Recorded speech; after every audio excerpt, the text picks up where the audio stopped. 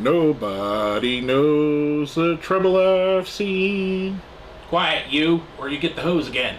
Hi everybody and welcome to Heel Heat. My name is George Coles, and on this episode, we're talking about the AEW Penitentiary, or more specifically, wrestlers that seem to be stuck in an AEW contract that want to get out of it. Now, not all of them are going to fit into that. There's a couple wrestlers I've thrown in here that I'd like to see get out of the contract because I don't think AEW is helping their career. And this isn't going to be a total bash fest on AEW. It's more of a growing pains. I think AEW's roster has got so bloated that it's hard to focus on some of these extremely talented wrestlers, especially when you always have a new hot free agent coming in, whether it be Bobby Lashley or Will Ospreay or anyone else that they've added over the last 5 years. But for me, some of these wrestlers have been rumored to want out of their contract. I'm going to look at a total of 9 different wrestlers here and tell you my thoughts on them and why I think it would be best for them to move on. First up, Powerhouse Hobbs. I haven't heard any rumors or any backstage scuttlebutt of Hobbs wanting out of his contract. He seems to be very happy with what he's doing there. But for me, here is the guy that they could have made their Brock Lesnar. They could have made him their Bobby Lashley. And it's the stop and start and change of gimmick and change of this, and they've made him not feel special, where I think, in my opinion, Powerhouse Hobbs could be one of the most special wrestlers in the world. He really gives me that vibe, and not to rip off Dwayne, of being like a final boss, like a Brock Lesnar was. Somebody that you had to basically overcome, not just beat. Kind of like Roman in the Bloodline, or Goldberg back in the day even. Hobbs has that potential. I don't think he's ever going to be a focal point there. And based off of the way that they booked him over the years, I kind of would rather see him go elsewhere. Next up, here's a guy that's been rumored to want out of AEW and seems to be pretty unhappy with his booking, Miro. Now, Miro also had issues with his booking in WWE, and it's highly evident he thinks very highly of himself, which is not a knock on Miro. He should think highly of himself. He's a guy that the fans love. He's a guy that has all of the talent to be a top-tier guy. He's a guy that probably should have been a 2 or 3 or even 4-time world champion at this point, whether that be in WWE or AEW or even elsewhere. But for me, I think they obviously have nothing for him. Let the man go. Let him go. Whether he goes back to WWE, goes to Japan, goes wherever, let the man be happy. You're not using him. You haven't used him in, I think, at least a year now. It might not be that long, but for me, it seems like it has been. Has he had any matches on TV this year? If I'm wrong, let me know in the comments, but I can't remember any Miro matches in 2024. Last I remember was his little run he had when he was on Collision, where they were trying to make 2 separate rosters, which I thought was awesome. I like the Redeemer gimmick. I thought something could have been made of that. I don't know, it's just another one of those things that I question why, and I hope he gets to do what he likes because I think he's a highly entertaining wrestler. Next up, we're going to put 3 guys in one because they're all together as a group, and that's the House of Black. Buddy Matthews, Brody King, Malachi Black. Now, I'm taking Julia Hart out of the equation here because as poorly as I think the House of Black has been represented, I think Julia Hart has been represented really well. And for me, we've heard rumors that Aleister Black has wanted out of his contract a couple different times. There's even been some scuttlebutt about Buddy Matthews. Haven't really heard anything about Brody King wanting out, but you gotta think that the 3 of them as a group could do so much better elsewhere. And I know a lot of people, when you read this or you hear this, you're immediately thinking, oh, they got to go to WWE. I think this would be an amazing group in New Japan. I think this would be obviously an amazing group in WWE. They could come in and kind of do what Karrion Kross's group is meant to do, or the Judgment Day was meant to do. And I think they would pull it off a little bit better than either of those groups. Here you have 3 extremely talented wrestlers, and Brody King is in the Continental Classic coming up, but I expect him to be a guy that maybe gets a win or 2, and then is there mostly to put over the guy that's eventually going to win. I think that none of the 3 of these men have been used to their full potential in AEW. I think it's a shame. I think it's time to let them go. Now, next up, are one woman that's on this list. And I've heard nothing about this woman wanting out of AEW. For everything I've heard, she's been extremely happy there, and that's Kris Statlander. And here's my reasoning with this. The growth of Kris Statlander from when she started in AEW to now is phenomenal. She has made herself one of the top level wrestlers in all the company. And I'm not just talking about women, I'm talking about wrestlers, period. But I think there's a ceiling. I think there's a hierarchy above her, whether that be Mercedes Moné or Britt Baker or whoever else Tony Khan has as his top level person at that time. Mariah May, Toni Storm. And not saying that any of those women are untalented. They all are very talented. I think there's kind of a separation with women like Statlander and even a little bit of Willow Nightingale. However, I think Willow is going to get a shot to be a world champion. I think Statlander, unfortunately, is never going to get that world championship. She's either going to be the TBS champion again for a short period, or used to put somebody over. And that's a shame because her talent should have her being, as a comparison, their version of a Rhea Ripley, or their version of a Jade Cargill, and I know they had Jade Cargill at a point, or their version of Bianca. I think she has that connection with the fans, with that talent, with her size, her capabilities. I think she's someone that should be pushed to the top of the company, and unfortunately I don't think she's ever going to get that. So I'd like to see her maybe go try WWE. Even if she starts off in NXT with that amazing women's roster they have there, whether it be Tatum Paxley,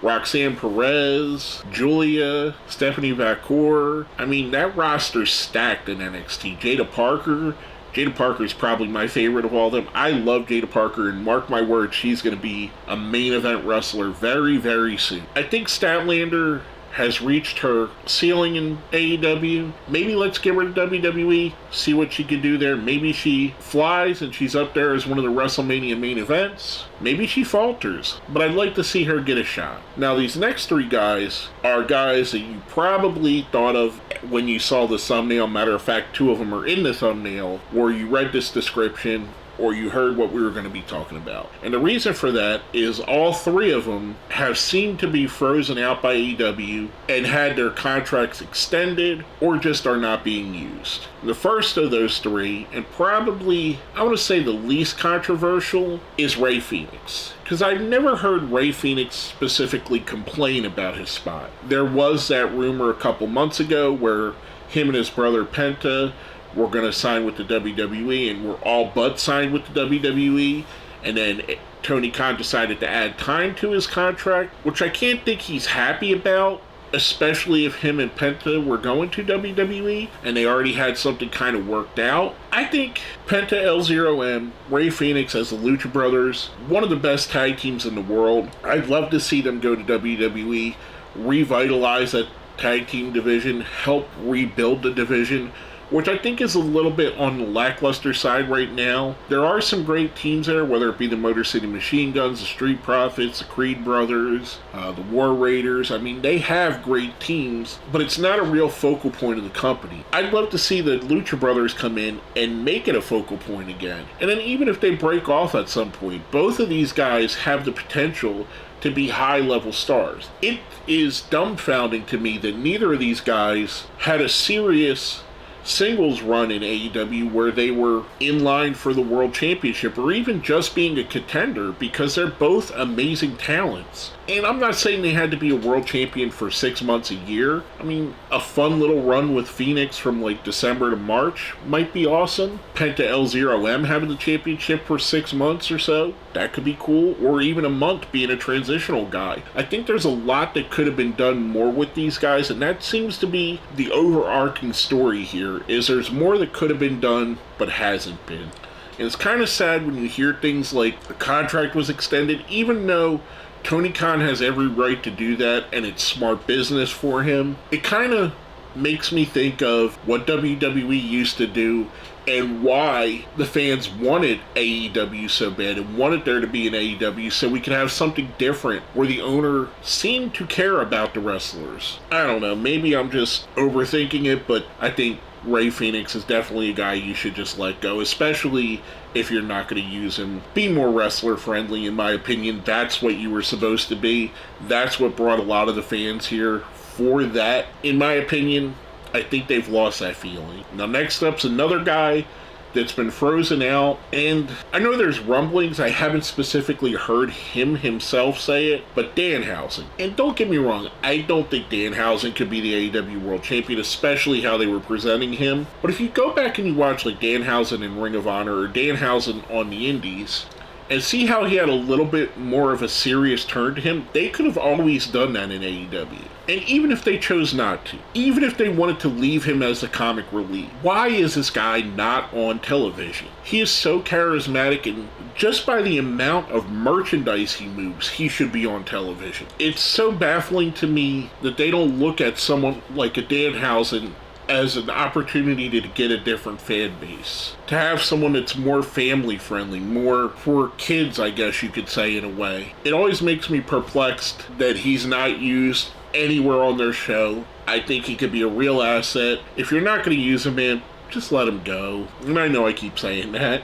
Last but not least, the guy that triggered this video and triggered this idea, Ricky Starks. We all know the drama that went down between Ricky, his Chris Van Vliet interview, Effie and Game Changer Wrestling, and what Effie said about Tony Khan that basically is reported hurt Tony Khan's feelings and stopped Ricky Starks from working at Game Changer Wrestling. This is another guy, and I want to talk about something at the end, so I'm not going to bring it up here. This is another guy that I think they've totally missed the ball on. Much like Powerhouse Hobbs, much like Miro, much like Statlander, the guys in the House of Black, Phoenix. I think Starks could have been one of your main guys. He could have been a guy that was in there in a feud with Swerve Strickland or Hangman Page, or fighting against Jon Moxley in this current version, or an opponent for Bobby Lashley. These are all matches I think would be amazing. I think a Ricky Starks Bobby Lashley feud would be fantastic, especially